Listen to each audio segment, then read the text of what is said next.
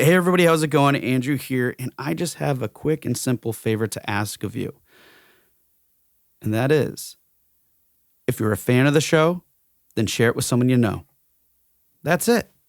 If you really find this helpful, or whatever it might be, if you check those boxes, if that's doing it for you, then share it with someone you know. So again, if you're a fan of the show, share it with someone you know.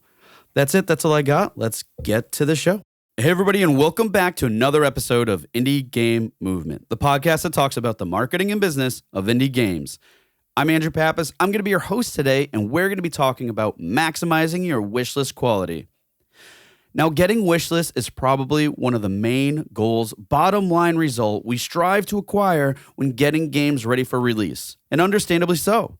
But often, we get so caught up in this key metric that we don't stop to think about the importance quality plays in our wishlist acquisition and just focus on hitting a total number before release. So today, we're going to take a look at wishlists in general from the bottom up, reviewing and thinking about the processes involved in acquiring wishlists, while also exploring the concept of how to maintain your wishlist so we can do everything possible to increase your wishlist quality. So that's what we're going to be talking about right here today on Indie Game Movement.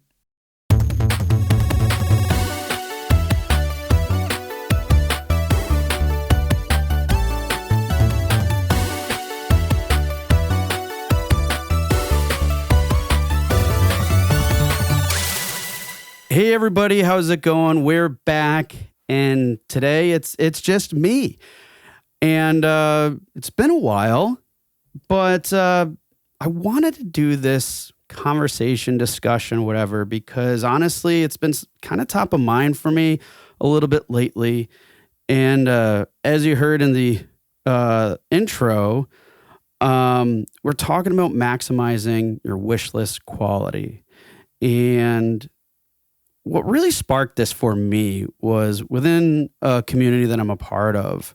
There is a person, head of a studio, that basically mentioned in conversation that for them, for one particular game, the wish lists appeared to be about like 50% as valuable as they were back in 2019. Now, if we can all remember, that's like right before COVID hit and everything and all that stuff. But regardless of all those other factors, not even worth going into, just hearing this person make this statement got me thinking. And are there a lot of other cases like this? I don't know. But it got me thinking, what would that be the case? Or why would that be the case? And if it is the case, are there any strategic ways to approach this potential issue? And how can we, if this is an issue, how can we, and even if it's not, how can we increase the quality of wish lists? So with that mind frame, I wanted to have this conversation today and be straight up with you guys. This isn't going to be really a deep dive on stats or anything like that, because there's so many, right? But more so, I just wanted to kind of look at this from a perspective of like the bottom up or upstream, and basically positioning things in a way so you think about your processes and not only how you're acquiring wish lists, but also how you're maintaining them. Now, the latter point is important because I often think that we don't necessarily think about maintaining wish lists. We generally think about, just acquiring them. And honestly, I'm thinking that it's probably because the concept of maintaining wish lists is, pretty nebulous, right? We know we have a general understanding of the process of acquiring a wish list, what's involved in everything, but we don't necessarily think about anything else from a perspective of maintaining it. We just look at our wish list total count and cool, what else can we do to build it up? But we don't think about the maintaining of that. And because there's no real way to go about doing that, or at least as we may perceive it to be. So anyways, my goal with this conversation today, with this particular episode, is to kind of review things like how wish lists are acquired. And also to kind of ask ourselves questions to help inform us to which paths player take, because that's really important, how players go about their journey and getting to wish lists. And then also want to see if we can determine if there are certain actions that we can take as developers, studios, whatever, to potentially increase the quality of wish lists, kind of answering that whole thing that sparked all this. So let's start with defining some things. What is a quality wish list? Well, from how I'm defining it for the purpose of this discussion today, is it's a wish list that's just more likely than not to convert as a purchase of a game. So what I wanted to do with that in mind was just kind of break this down into three key factors, three categories, if you will, to kind of help us evaluate wishlist quality. And they're time, source, and control. So that's what I decided to do. Break it down into those three categories. So let's start with time, right? And, time is basically, how long ago was a wish list received before the game releases? Now, a lot of times, the kind of what we think at face value, or the question we're asking ourselves here really is, does time deteriorate the quality of a wish list? Meaning like, hey, the longer that the wish list was added, over time, over time, does the quality deteriorate? And well, my short answer to this is honestly, it depends. But here's why. There's a lot of factors in here, but these are the core ones we're focusing on. So what are some of the reasons that we think about this at face value? Oh, people lose interest, they forget, they're busy, they just, whatever. There's a lot of reasons for that and to lose interest and such. And, the longstanding theory has always been, yes, of course, time can lower conversion rates. But not too long ago, Chris Zukowski, who has been a guest on the show a few times, wrote a really cool blog post about Cosmeteer and their wishlist conversion rate history. And basically he found that it wasn't the case. Time had no influence because the range that they were getting for their conversions of wish lists when they released was 15 to 20% over the course of up to like 4.5 years prior to the release. And that's pretty good. So, excuse me, drinking some water. So clearly that's not the case of, that the quality deteriorates. But the question then in that case, and great article, I'll try to remember to link it in the show notes, but just, search Cosmeteer on, Chris's site and get a little bit more context there. But that's the cool thing there is he's saying, no, time doesn't matter. But from that perspective, though, I was also curious then. It's like, well, what are the majority of people not doing or are doing that could support or aid this belief that wish lists degrade over time? And when I started thinking more about this, I was like, well, what if it's just as simple as they're just not keeping their audience or followers informed or letting them know you're alive, you're there, right? So, and back to Chris's article real quick, when he breaks down the things that the Cosmeteer, these guys were doing, they're super engaged with their community, their followers, and everything else. So that's my thinking. Because not everybody might do the same things that they do. And again, everything everybody does is very different and nuanced and everything. But I think at the core, it's really just keeping your followers in the know or knowing that you're there, putting a pulse out, right? So I'd say in terms of increasing the quality of your wish list as it relates to time, sharing your pulse, if you will, with community followers, just the audience community, in general, is a really important factor. Because essentially, keeping a pulse on those things, and a pulse meaning like, a pulse, you got a constant heartbeat. So to some degree, to kind of mirror that analogy, like you put something out. We'll get into consistency and things like that in a minute, but you're just letting people know that you're near. You're not just like ghosting everybody and then be like, hey, look, we're here because we're doing this fun thing now, right? And why that's important, why that pulse is important, because what it does is it helps close what I'm calling the engagement time gap. So this concept is basically about the fact that wish list degradation over time isn't so much about the actual age of the wish list, but it's more about the time since the last engagement. So let's say you play or wish list a game, and then that engagement doesn't happen again till like months later or whatever, right? So if you increase the engagement, like, oh, here's an update, they can engage with that. Here's a post, they engage with that, whatever, right? The basically multiple touch points, things like that happen over the course of development until release. So basically closing that gap, that engagement time gap, is more likely to improve things, to improve the quality. So I'd say things to go about doing that would be like developing strategies that keep audiences engaged and excited. Like those types of activities, thinking of ways to do that is going to keep things engaged. And I think the latter point is the area that most people struggle with, because a lot of times we often see this as either that constant engagement, that constant pulse that we're putting out there as being a grind. It could be too salesy, or we just simply don't have something new to share. These are all, like, I would say, common beliefs or fears that we may have about keeping that pulse going.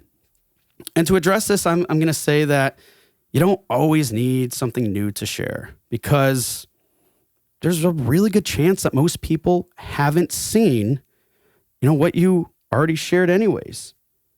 And we tend to forget that a lot, right?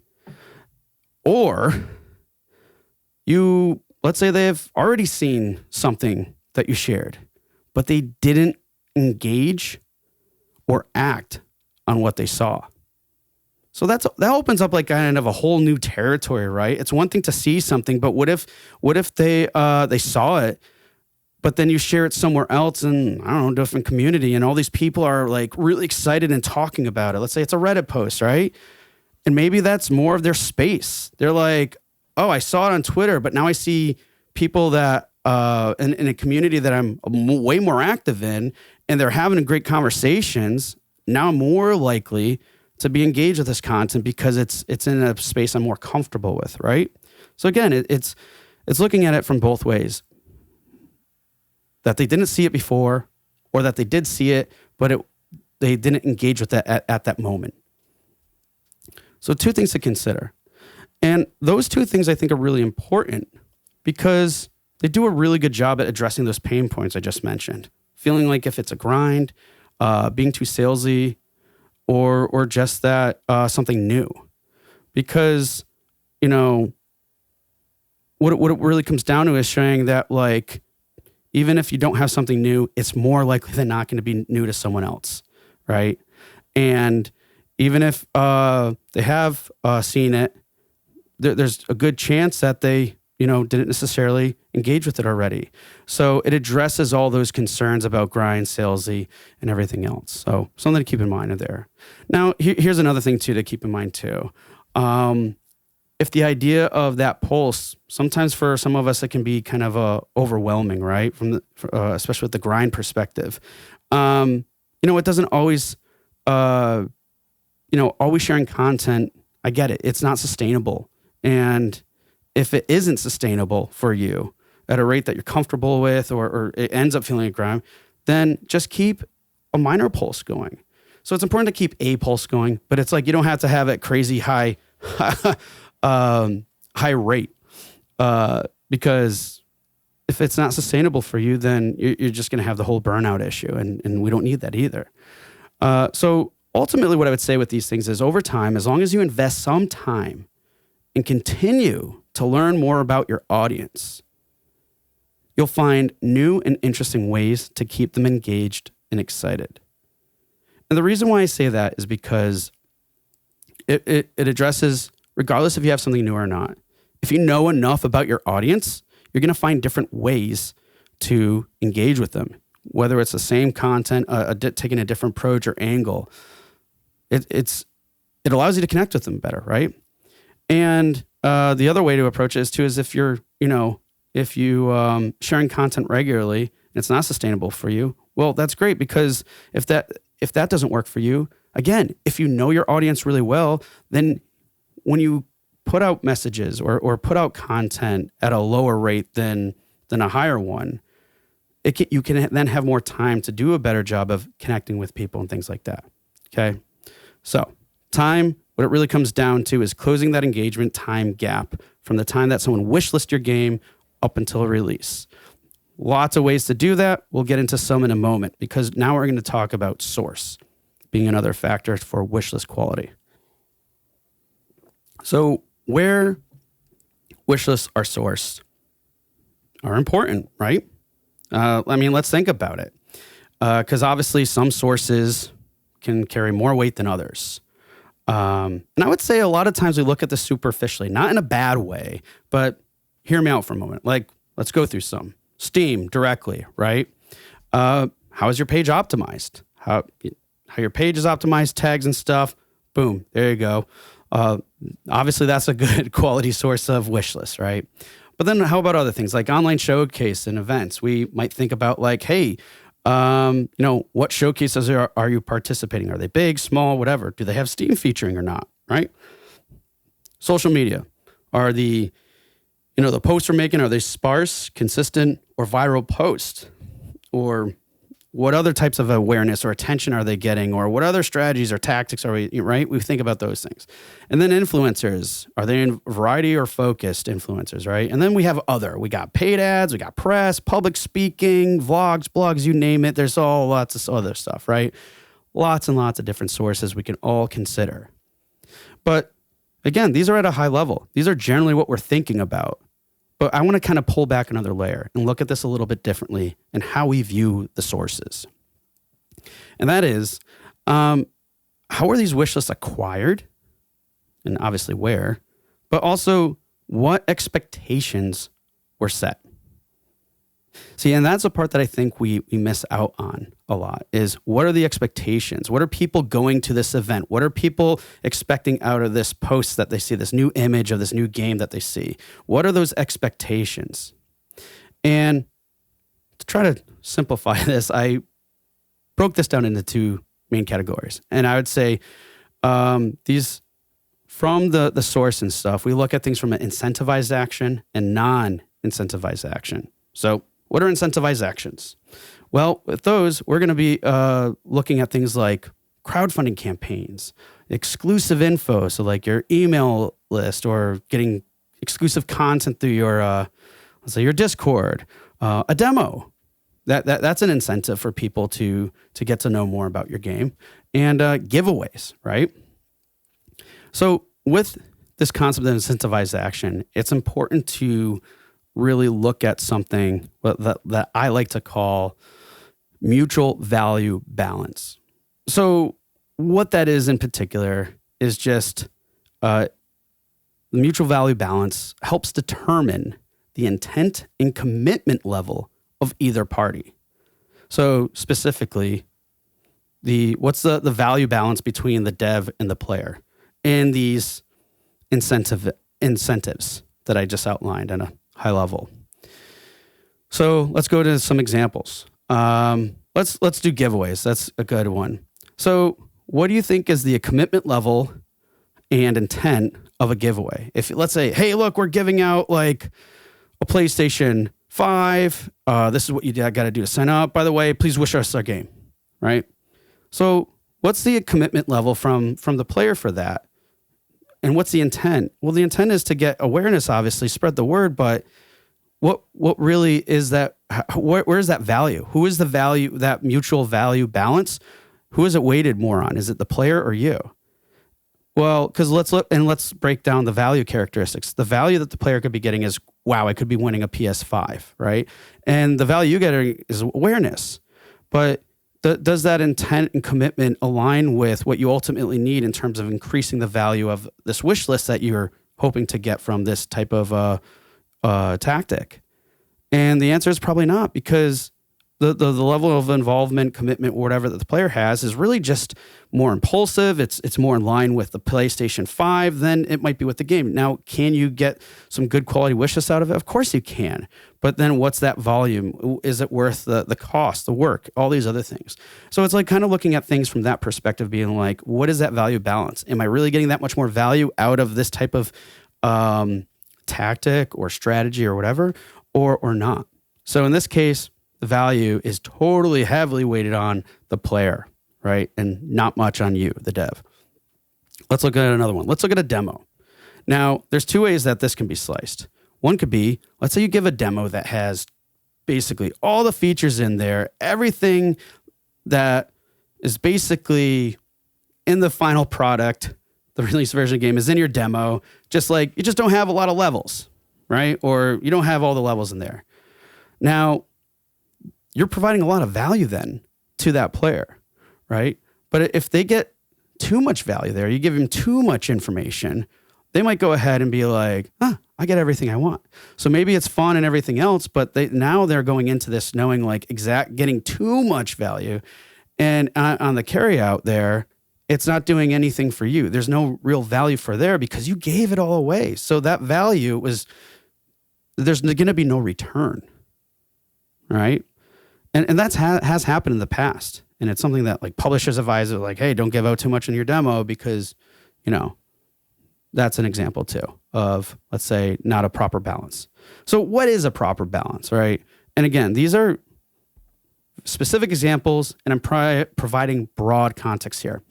Well, one example I think is really awesome that gives a really good balance here is crowdfunding campaigns. Specifically because let's look at the value breakout. What are the different value that are gained for either party? Well, let's look at the player again. The player is going to be able to be a part of something. We'll get into that in a moment, but the main thing is they're going to get something, right? Something tangible. Usually it's a game, a copy of the game. There could be a lot of other stuff depending on what level of tiers. Great. But then they can become a part of something, knowing that they're involved with the helping with the creation of this project. There could be a lot of other incentives that come with that too. Exclusivity. And again, just knowing that they're a part of this is something that's extremely valuable that I think we don't necessarily think is.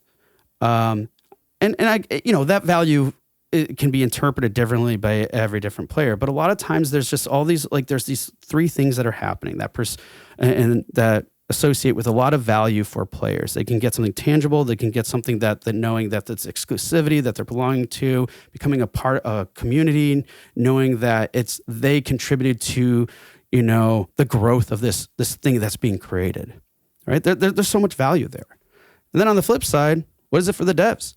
Well, you're potentially getting funded, or at least a good chunk of funding that you need to do what you need to do. Through a platform like this, you're also being able to build your community. And so there's a lot of value in there too. And then third, which happens sometimes, is it can give you definitely some awareness, and it can give you a lot more awareness, right? So again, if you look at what that arrangement is, both parties are mutually benefited from that engagement. And that's why I like to look at incentivized actions, anything along those things of like, hey, are you getting a good amount of value? Now, one thing I'd like to add to that and to differentiate between is when you're looking at this mutual value balance, I would say make sure that your perceived value, not actual value, is in favor of players. So what I mean by that specifically is, going back to the example of the demo I said earlier, if you're given too much of your demo in there, right? If you're given actual value of giving everything that they want, and they're like, oh, I know exactly what this game is like. I'm good. I don't need to. I wish list the game, but I don't need to buy it because I got everything I needed. Great. That's the actual value. But perceived value could be different. Whereas depending on how you design the game, what the experience is like, and players get in, they see that progression path, even though they don't have access to it yet. They can really have a good sense and can visualize the growth, what they're really to get, what they can experience and get out of the game. And also if it's structured in a way that has a high replay value, these are all things, of course, we strive for. But if you look at it that way, that then has a higher perceived value. Because regardless if you give everything of the game in the demo itself or not, is how it's structured. If the perceived value is really great and really weighted on those players, then again, it carries a lot more weight, and you're giving them a lot more, even though the reality is you're giving them less. Kind of one of those scenarios where less is more, right? Because what you're doing is you're firing up that anticipation. You're getting them really excited and okay, I can't wait to the next thing. Maybe they'll have another demo come out. Maybe, or I'm pumped, right? Whereas if you give them everything, what's there to be pumped about, right? There's no more novelty, basically. So again, looking at things like perceived value and actual value and making sure you're loading up on the perceived value is going to just, I think, help give back more to the value that you get out of these incentivized engagements. All right, moving on. Let's talk about non-incentivized action. So these are going to be things like influencers, events, showcases, just really general awareness, right?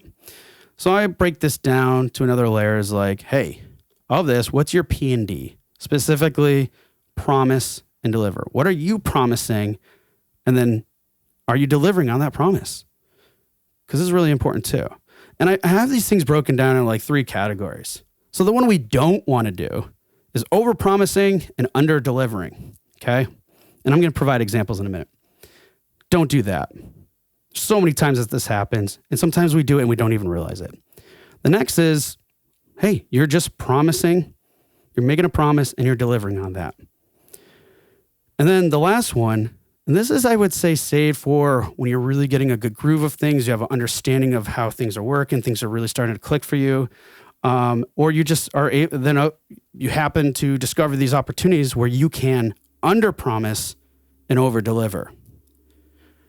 And the reason why I say that this is further down the line, because sometimes there'll be examples I'll share in a second where if you under-promise and then over-deliver, you kind of shot yourself in the foot from the get-go. Because you don't want to sell yourself short of something that you have that might be really good, and then no one's hearing about it because you didn't do anything about it. You didn't align those expectations, right? So what do these things all relate to, or what are some examples here? Well, let's talk about a few. Let's say, good one, capsule art, right? Capsule art for your Steam page. Now, if you're under promising your capsule art. So let's say you have capsule art that's not really that good, right? We all know the importance, I hope we all know the importance of how good your capsule art needs to be. But if it's not that good, well, people aren't clicking on it, you're not getting people to your page. And even let's say if everything on your page looks great, well, you're under promising and over delivering. That's not beneficial in this case. Let's go if you just do the promise and deliver, right? You have capsule art that's good, high quality, and that the tones, the palettes, the representation of the characters, everything in there, when they click on that, they go to your page. I'll be like, oh, I'm clicking on this. It looks kind of like it might be an RPG. I go to your page. Oh, it's an RPG. Okay, great. That's great. You're delivering the promise, and you're delivering the promise. You're giving this thing like, hey, I'm showing that this is supposed to look like this. People are like, this is the idea in my head. Great, good. Everything aligns. But then, obviously, if you under promise and over deliver, there you go. That's like you have crappy art, and then you're like showing so much awesome stuff with your game, and it looks way different. It doesn't align, creates confusion. But even before that, people don't even click, right? It's not getting the traffic, it's not getting the attention. So some examples there. But what are some other ones? Let's say like we could talk about over promising, under deliver. I think that's pretty straightforward and self-explanatory, right? You just don't want to say you can deliver this and that, like, oh, I have this feature. Let's say you talk about a hook, you make everything sound really awesome, and then they get there to your page, or they see some content that you're sharing, and you get this idea of something that looks really cool, and then you're like, oh, that's not what I expected. And then again, if we go to under promise, over deliver, then we get into areas where, like, let's say, and again, further down the road, because I feel like it takes a little bit more experience to get to this point of, let's say you have an email sign up and you're like, hey, I'm not suggesting to do this, but let's say you just have a simple sign up for email, nothing else, right? People sign up. And then when they get that first message, it's just freaking loaded with really cool stuff. It stands out. There's things that, like, people are like, or call out and like, wow, we really love that you did that. I was not expecting it at all. And like, very, very simple, basic example of under promising, over delivering.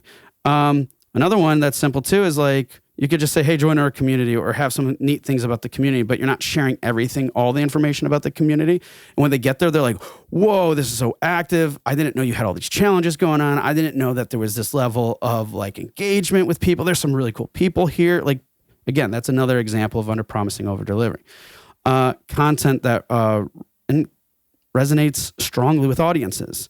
That's another one where I think it's more likely than not that you can kind of under promise and over deliver earlier on, because a lot of times we don't necessarily create content that can really resonate. Not all the time, but it can be tricky, right? And if you're able to do that in a way, when people engage with stuff and they see it and they're like, oh, wow, this is not only just tells me about the game, but it's really meaningful, or I can connect with it in a different way because they're alluding to something that I'm a big fan of, because a lot of people of this game type is actually a big fan of this well-known popular game. Like, doing things like that are ways that you can resonate, but another means of under promising and over delivering. And then, see, and these concepts are applied to everything you do: your messaging, your visuals, your overall communication. How are you sharing these things publicly with influencers, with your trailers and these showcases, with whatever the source is? Again, making sure that your hooks, your differentiators, your content resonates, and that ultimately, more than anything, that you're aligning the experience, that you're delivering on your promise. Those are all important things that you need to consider with your sources. So again, just to go back real quick, sources, where you go is important, but also how the messaging, how that what you're delivering on.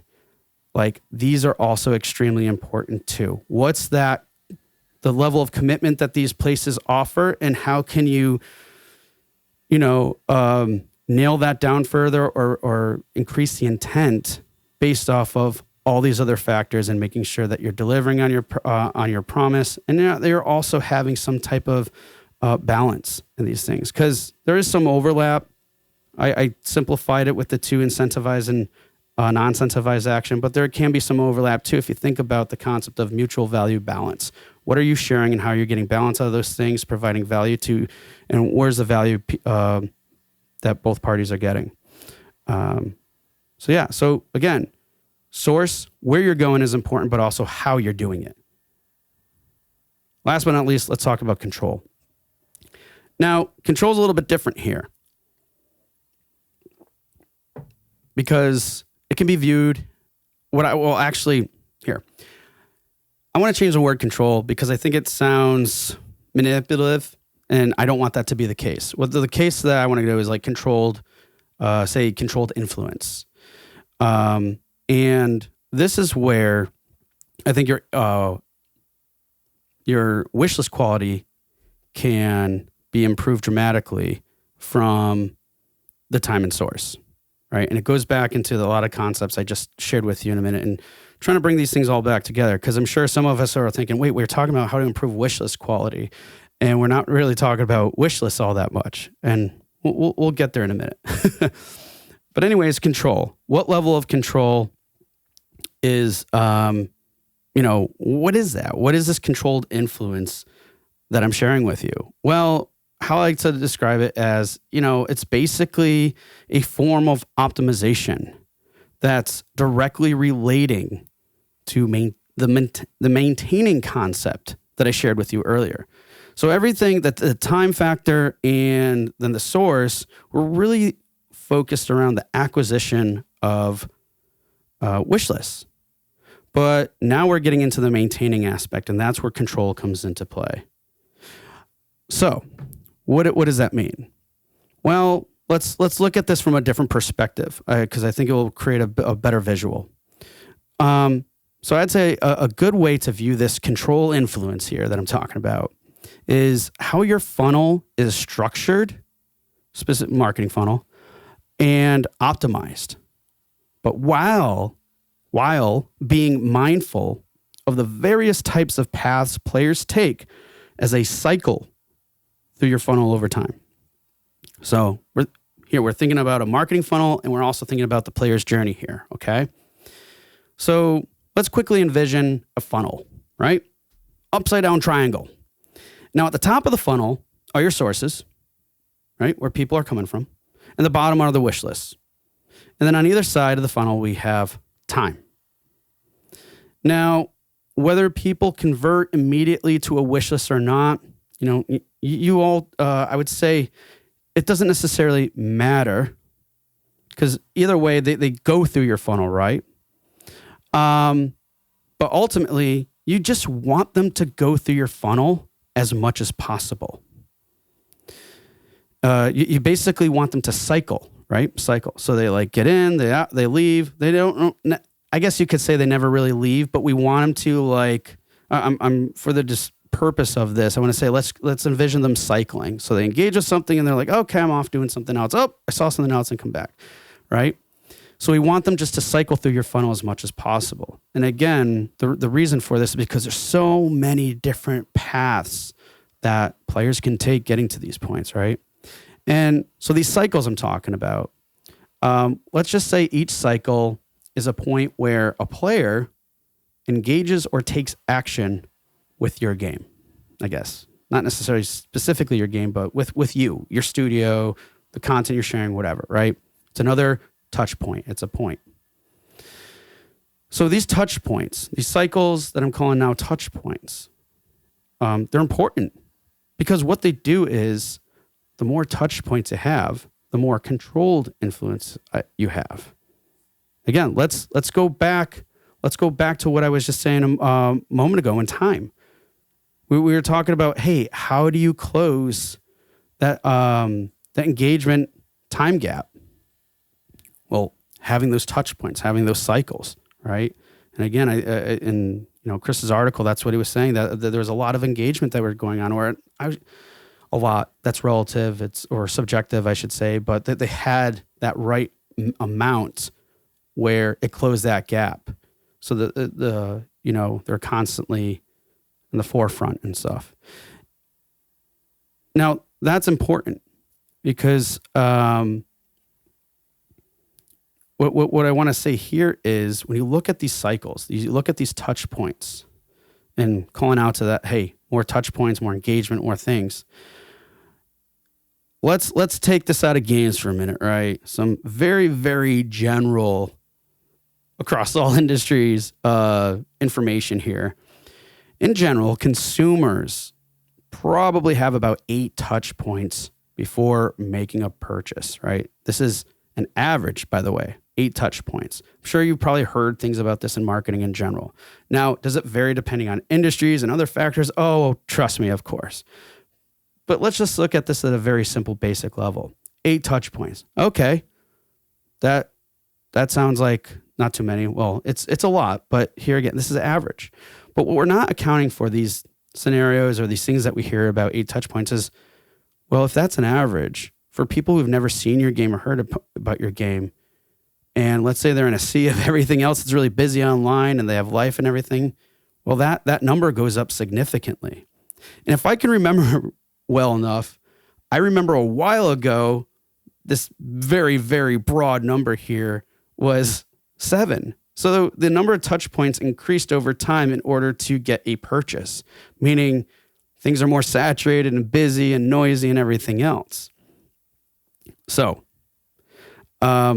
again, this comes down to, the importance of touch points and looking back at like, okay, how are we controlling these touch points? How are we creating more of these touch points, right? We're asking these questions. Okay, makes sense. How can we enclose this gap? How do we close this gap further to do these things? And then, but with knowing this basic information that I just shared about like the number of touch points and things like that, and again, I don't want you guys to like follow this. It's just more for food for thought and just be really visualizing like, hey, how many interactions it really does take to get people to know about you and engage with them and drive them further into your funnel. That's why when you make a touch point, when you create this opportunity for someone to engage with your content about your game, that's why it's so important to make a strong impression on players every opportunity that you get. Now, can you make a super strong impression every time? Of course not, right? We're not perfect. There's no way we can do that possibly. But if you keep these things in your mind of, leading with intent, leading with like what kind of commitment level are these sources coming from? How am I like, what can I do to kind of like close that engagement gap, so the time that person wishlisted wasn't 4 years later. They had some form of communication in between then, right? That's where all these other things start to coming into play. But again, making that strong impression is helpful because it kind of helps seals the deal a little bit earlier. But we want to maximize that, right? We want to increase that quality of the wish list. So making those strong impressions are important, but in order to do so, it really comes down to knowing the market, knowing your audience, creating a game and strategy that caters to that market and audience the best to your ability, right?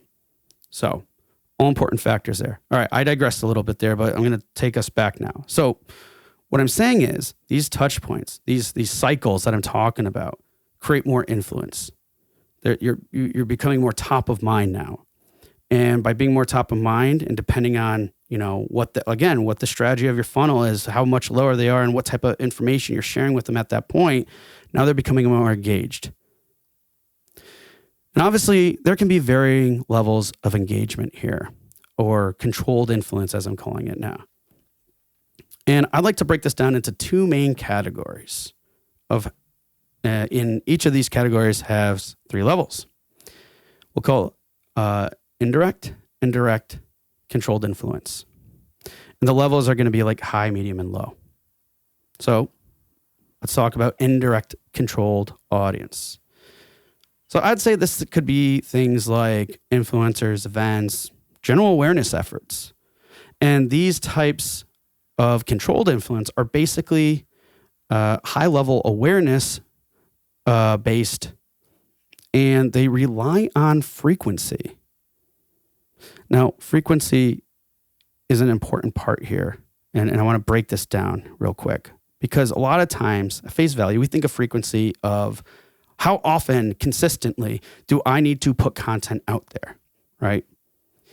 But that's not necessarily the case. Yes, it's part of it. But frequency isn't just about how often you share and display your content. It's also creating frequent opportunities for players to discover and engage your content. So let me give you a simple answer to that, or simplify that explanation. Just consider content that consider creating content that has a longer shelf life. Okay?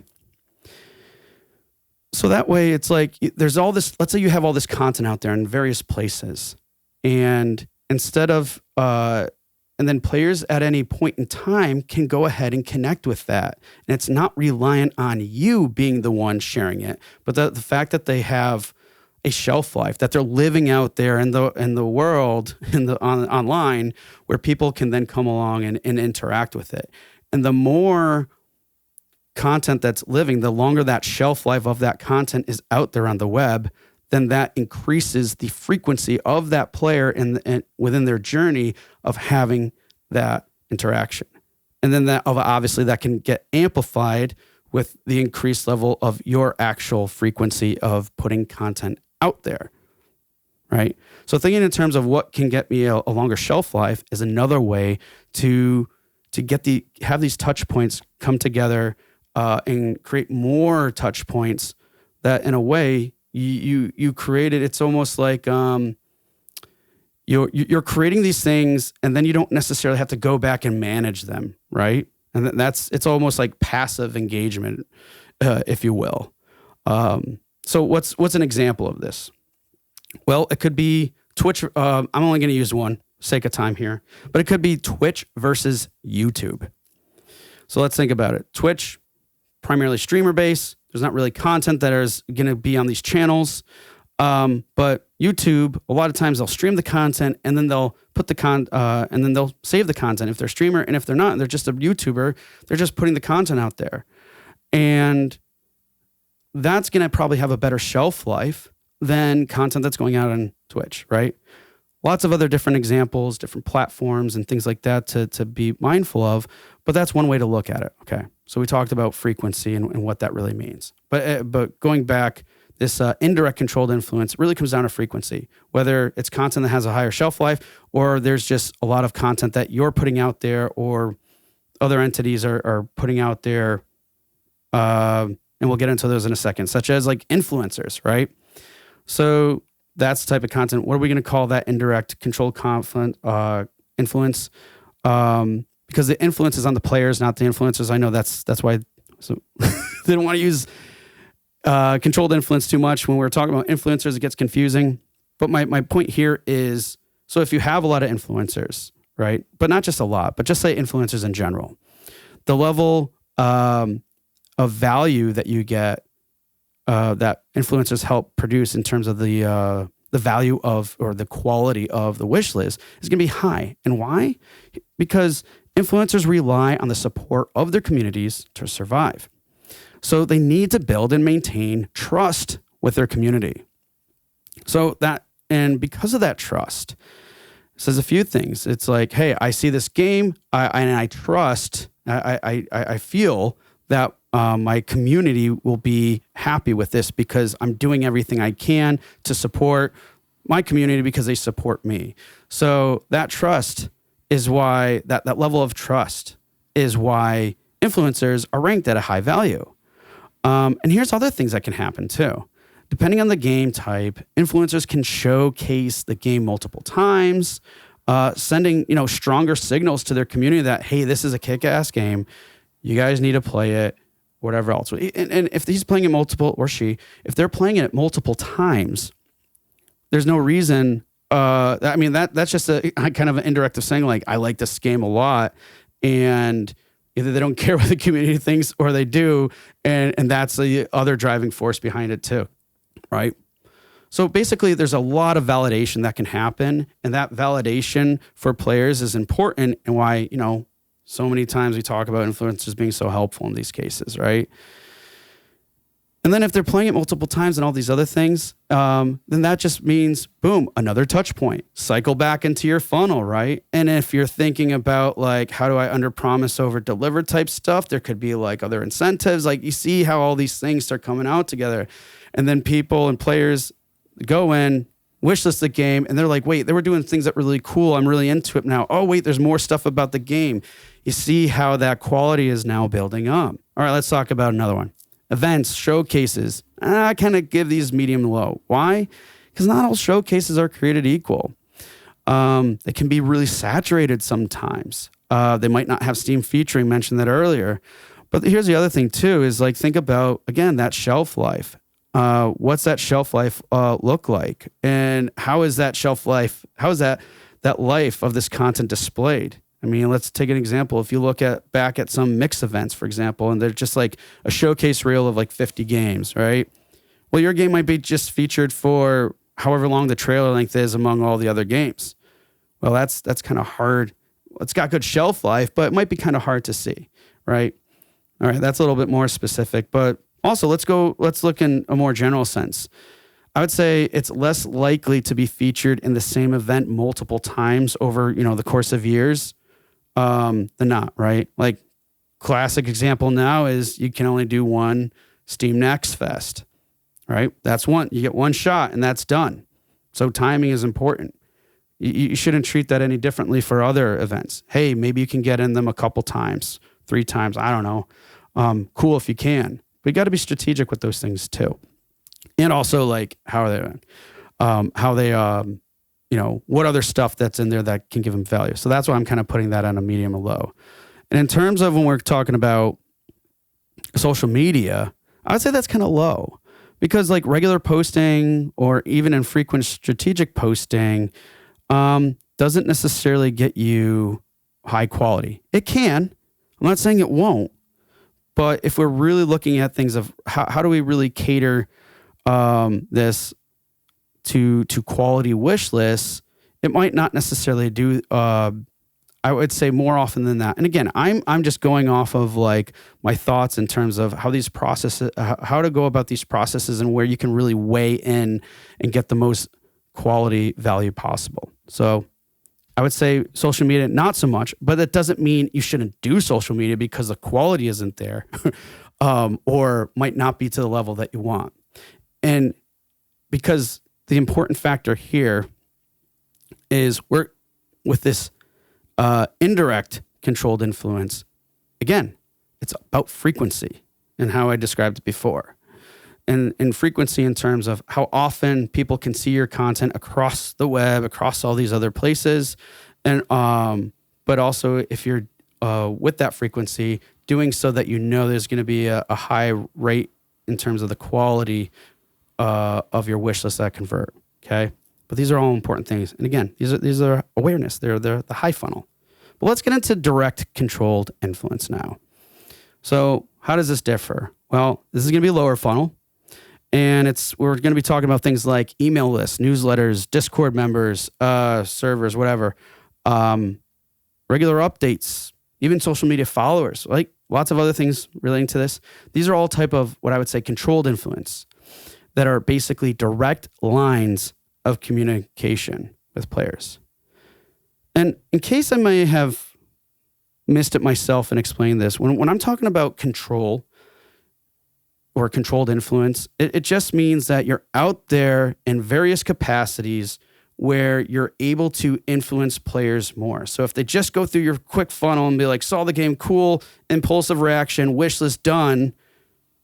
But now these things, these direct communications and these indirect communications are just a means to keep it top of mind. Again, kind of going back to that whole concept of closing the engagement time gap. So that way, if it's always top of mind, there's always something a little bit different and new in terms of their experience on their journey with this, and they're getting more invested in everything. Again, that investment is increasing the quality of this wish list, of really fostering and maintaining that, right? So controlled influence. So these are basic lines of communication, as I said. And let's kind of weigh these out a little bit. So let's say Discord members, email, things like that. We'll put that at high, right? There's others out there. Great. Those are the ones I'm using for an example. Now, it could also be social media.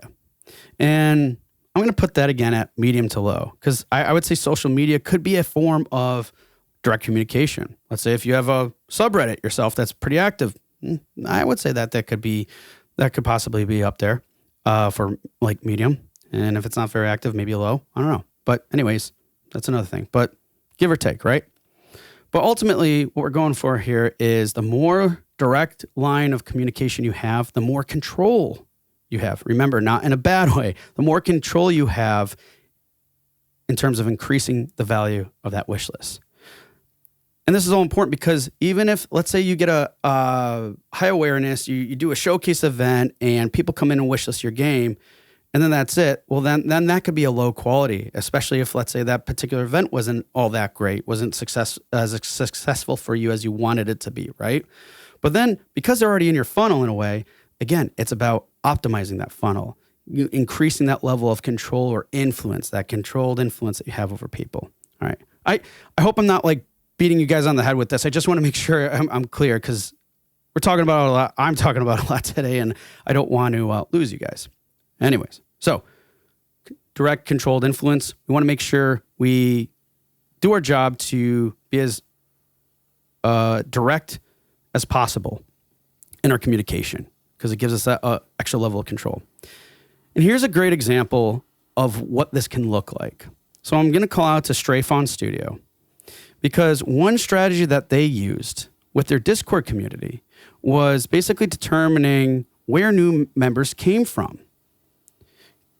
Because, see, in this, they basically understood the power that controlled influence gave them in terms of increasing their line of communication, right?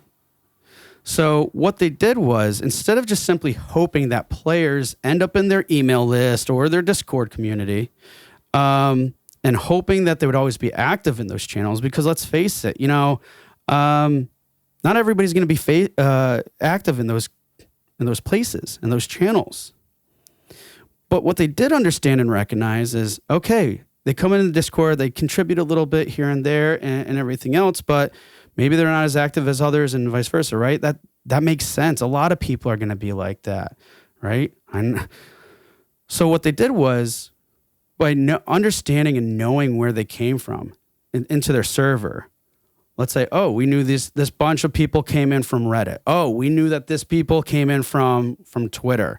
Oh, we knew wherever they came from, right? And in doing so, they could now be more focused in their efforts, their communication efforts in terms of what content they're sharing and where they're sharing it, while also knowing their greater community could be a form of direct controlled influence.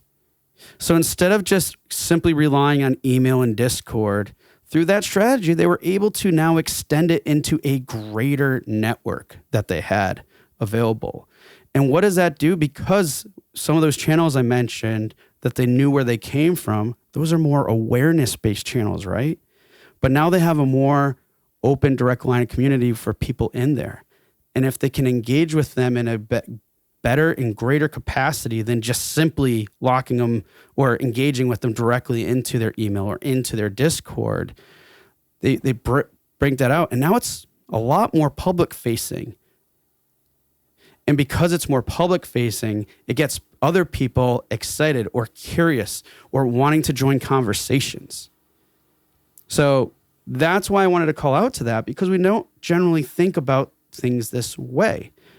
And it's okay that we don't, right? I mean, we're doing a lot. We're limited on time and all these other things. But it's important to think about these things. And that's why I wanted to call out to that, because it was a very interesting and creative way for them to open and really extend that direct line of communication. And doing so gave them that much more control, gave them that much more influence. Because again, the closer we get players to that wish list your game to a form of direct communication, then the more controlled influence you'll have. And this is ultimately going to aid you in how you maintain wish lists and increase the quality of them. So, how much does quantity versus quality matter? Because I'm sure that question came up for some of you. Well, honestly, there's a lot of numbers thrown out there about quantity. And for the most part, I'd stick with them. And what I mean by that is, I believe a while ago, and I'm sure these numbers are pretty much the same, I don't know, but like Chrissy, said, I think a good number he said to shoot for was like 10,000. Good number to go with. And I'll stand by that. Now, but that said, and if it's changed, let me know. But I'm pretty sure that I'd say great number, right?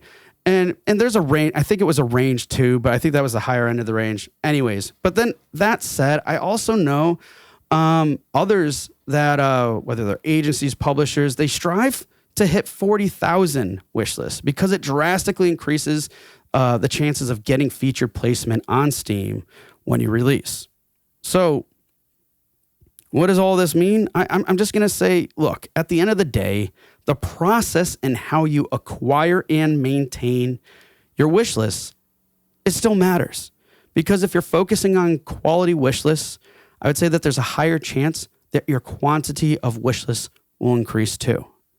And I say this for a couple of reasons. One, it's like quality quality is going to drive the quantity, right?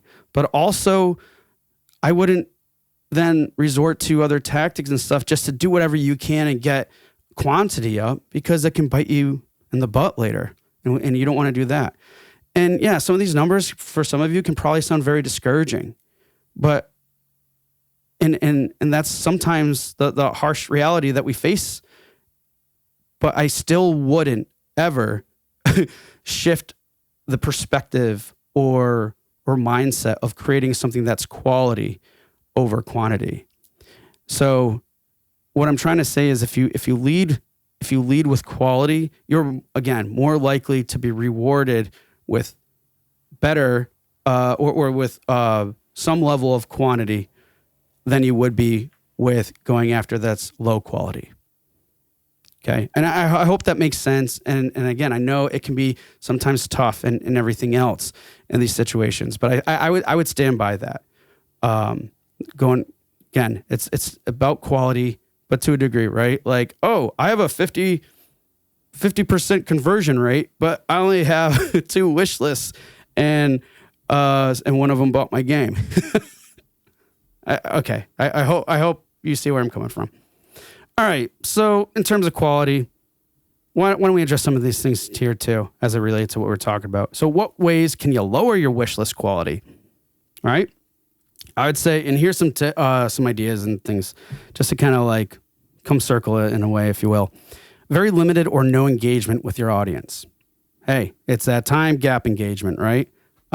Reducing that. But if you make that really big, that becomes a problem. Here's another thing too.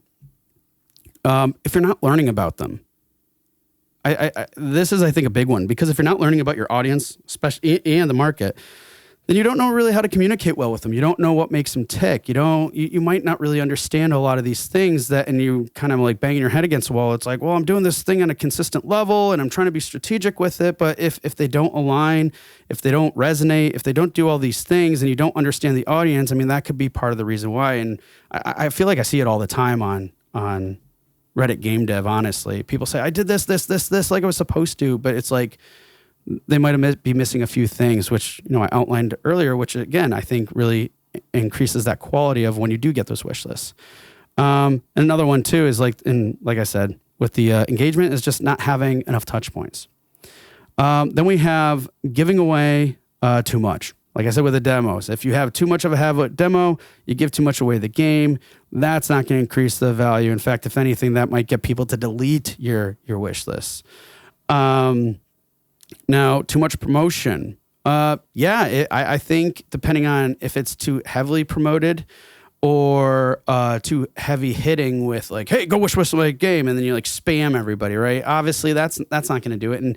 And too much frequency, I think, can get annoyed. But honestly, I'd say most of us probably need to be a little bit less worried about that than more worried about it, because it's tricky. Because what happens is we get into this mindset of like, oh, I'm so busy. I did this, and you did 20 things, and it felt you did 100 things, and you're like, oh, why are there crickets? It's because you're so used to doing the work that you're doing, but you might not necessarily realize the scope or the size of like what this internet thing is. So it feels like you've done a lot, and in the grand scheme of things, it was just a little drop in a big ocean, right?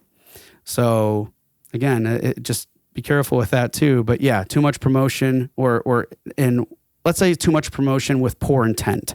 That's a better way to say it. Too much promotion with poor intent is definitely going to lower that wish list quality. Not properly aligning expectations. Remember how we talked about, promising and delivering? Yeah. So and sometimes what that can do, and like I think what I said with the capsule art, if you're creating capsule art that looks awesome, and then the game, let's say the awesome in the game doesn't really live up to it doesn't align and everything else, when either it's the game or the Steam page, but the capsule art is awesome, like, okay, then right there, you're not properly aligning expectations. And if anything, you're probably creating some confusion and even some friction there too. So again, you just want to make sure things are properly aligned. Deliver on that promise you're making. Okay. And then I would say also getting too tactical. And because I think sometimes I get too tactical in terms of the things that we're doing, really looking at like, oh, how we can, and again, I think the tactical approach goes back to the whole acquisition mindset, but like hyper focus, like what can I do? What is this cool tactic that can like get me a viral post? And again, I think what happens there is like, that gets into the area of either too promotional or you just don't have the right intent. Let's say you're doing like some crazy giveaways just to get this like, ultimately it comes down to not providing enough value. So don't get too tactical. So what are some other kind of tips to think about? Again, kind of like, even though I looked at it from up and going down or, but look upstream. When you get that wish list, next time you get a wish list, think about, where did that come from? I would say, think about it. Come on. Next, guys, gals, whoever, next time you go to Steam in your partner portal, whatever, go and say, okay, I got 5 wish lists today. I got 3. I got 100. I don't know, whatever the number is, whatever number is you got that day. Really take a minute and think about, look upstream and think about and envision, where did that come from? What are the paths? And yeah, we can do this a little bit with some UTM, but no, we are not doing that. We're just simply thinking about, where did this come from? It's kind of a little thought exercise there, right? What was the journey like, and how did they go about enjoying it? When they got to your page, what were they thinking? If they came from a post you just made the other day, what were they thinking when they clicked on that post? Did it align with your page? Are these things happening? And then based off of these hypothetical paths that your players that just wishlist your game, go back and be like, all right, is this a high quality wish list of this based off of this path that I just envisioned, or a low quality one? Really, really put yourself through that process, because I think it's a great exercise that we can all do to really envision that. So look upstream. 2, have a plan, right? Like, let's focus on strategies that really cater to your market and audience. But here's the other thing, but also works within your means. There are lots of strategies, lots of ideas, lots of things, right? But you can't do everything. Do things that work within your means so you can keep that pulse out there, but don't do everything. You're just going to burn yourself out and be wondering why things aren't working. And I would say control your influence. And again, that comes down to back to some of the poll stuff, but just be strategic in how you're sharing content. Like, what's that intent? And making sure that, and understanding and questioning if it really communicates well with your audience. And hey, we're going to make lots of mistakes in these areas too, and that's fine. Like, we're going to make mistakes. We're going to mess up here and there. But if you're going and leading in with how am I being strategic? How are these things going to be helpful in terms of this controlled influence? It's going to put you in a better position than not to be more proactive and to think more clearly and creatively about going around it. And then, again, I would say just increase the potential of how frequently players can engage with your content. Again, that's shelf life. How can you put content out there that gets you a little bit more shelf life?